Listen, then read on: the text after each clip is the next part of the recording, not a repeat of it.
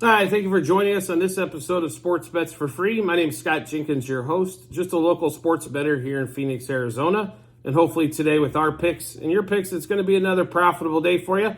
Black Friday, November 24th, college football, and one NFL football game. So we'll get into the college football and then we'll hit the NFL game last.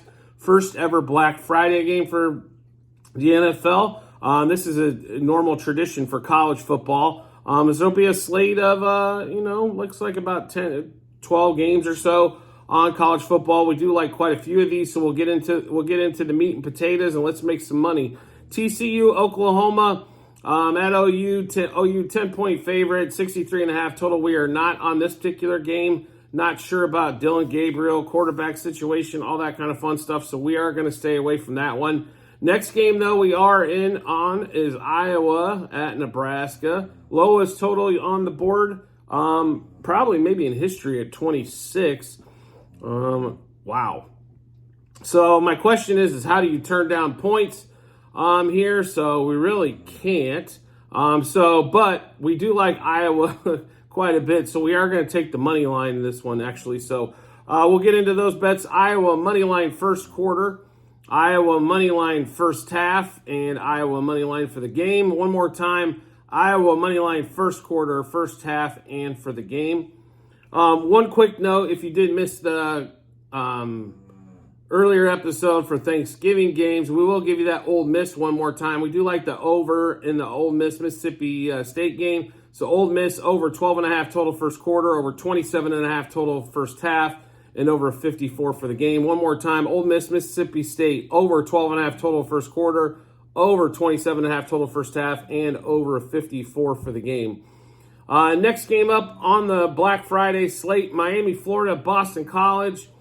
Miami kind of disappointing last week that they couldn't get the last touchdown in to beat Miami or Louisville.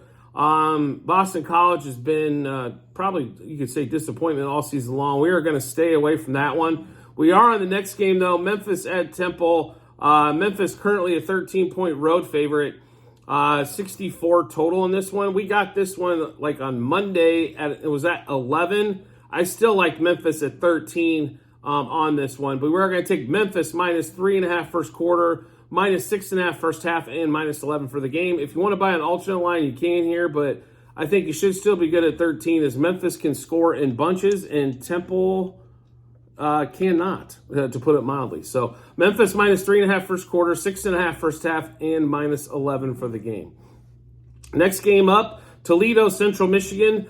Toledo, I will tell you this, much better team here, but the MAC is getting a little weird, and the Saturday games, I think, even are more weird than the Tuesday, Wednesday, Thursday games. So this game on Friday. So Toledo's the better team here by far, but we're going to stay away from this one. Toledo favored by 10.5 and 54.5 total. Same thing on Ohio, Akron here. Ohio is a much, much better team. The problem is sometimes they have trouble putting points up. I'd be surprised if Akron scores more than a touchdown in this particular matchup, but we're going to stay away from the game as Ohio's favored by 2 touchdowns and a 41 total. The next game, though, we've loved UTSA all season long, and now we get them as a dog. I understand it's Tulane. Tulane's been terrific. Tulane's been horrible at covering, but they've been winning a ton of games. But we love UTSA here, and we're going to ride with them on this as well. So UTSA, we're going to go plus a half first quarter, plus 2.5 first half, and plus 3.5 for the game. So one more time, it's UTSA plus a half first quarter, plus 2.5 first half, and plus 3.5 for the game against Tulane. Tulane's a hell of a ball club. Like I said, they have had trouble covering. I almost want to bet UTSA on the money line, and we might sprinkle some there. So do make sure you check that out on our Google Sheets at the end of this episode. Probably going to be well worth it. We're going to have more bets. We're putting this out a day ahead of time, so we'll probably have more plays for Friday and definitely for Saturday. But just something to keep in mind there. Utah State at New Mexico, 6-point favorite for Utah State. Total is 60. We are going to stay away from that matchup. Missouri at Arkansas. Missouri currently 8.5, 9-point favorite in most spots. 55.5 total. So I will tell you this, on this particular game here, this is strictly playing with the book. It's almost 85-90% of the bets have come in on Mizzou. It's one of the most lopsided games, and normally those lopsided games tend to work in the book favor. Arkansas has been nothing to write home about all season long. Missouri's played extremely well, but what's Missouri really got to play for? Let's look at it this way. There's not a lot left, right? So they're not going to the SEC title game. They got pounced by, beat up by Georgia, which no shame in that whatsoever, as Georgia's just outstanding. But to be really honest, there's probably not a ton to play for here. And they might just let up a little bit on the gas, so to speak. So we do like Arkansas plus 2.5 first quarter, plus 5.5 first half, and plus 8.5 for the game. One more time on that one. Arkansas plus 2.5 first quarter, plus 5.5 first half, and plus 8.5 for the game. And like I said, this is primarily is going to be just because we're going to play with the book, as they've got about 85 to 90% of the money on Missouri. So a good reason to kind of stay away and play the other side on that one. Next game up, Air Force at Boise State. Boise State, 7-point favorite, 46 total on the Smurf turf. We're going to stay away from this particular matchup. But I will say this, Boise State is a good team. Air Force is really good.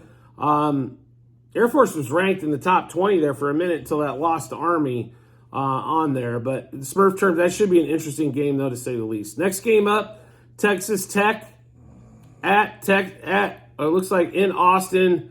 Texas, a 14-point favorite, 52.5 total. Texas is going to the Big 12 championship game. They still have national title aspirations on the line. I don't think they're getting home there. I think realistically, even if both them and Alabama have a chance to get in, Alabama's beat more good teams than Texas has. I think they're still going to give the nod to Alabama, even though Texas beat them straight up in Alabama. But 52.5 total, like I mentioned, we're not on that particular matchup. Penn State, Michigan State, we've struggled with this game. We really want to bet Penn State here, but not quite. We're still not sold. Penn State now is up to 21-point favorite, 43.5 total, which basically means they're looking at 31-10, 32-11. Is roughly around where the number's at. So not expecting much scoring out of Michigan State whatsoever on that particular matchup. We are on the last game of Black Friday, though. It's 6:30 out here in Arizona, so 5:30 West, 2:30 East. We love Oregon here. We got before the line moved to 14. I might buy the hook on this particular game just to have a little bit more security. But we do like Oregon minus 3.5 first quarter, minus 7.5 first half, and minus 13.5 for the game. Oregon's fighting for a spot at the national title plus the Pac-12 championship. Oregon State comes off a heartbreaker against Washington. They played really well in the rain.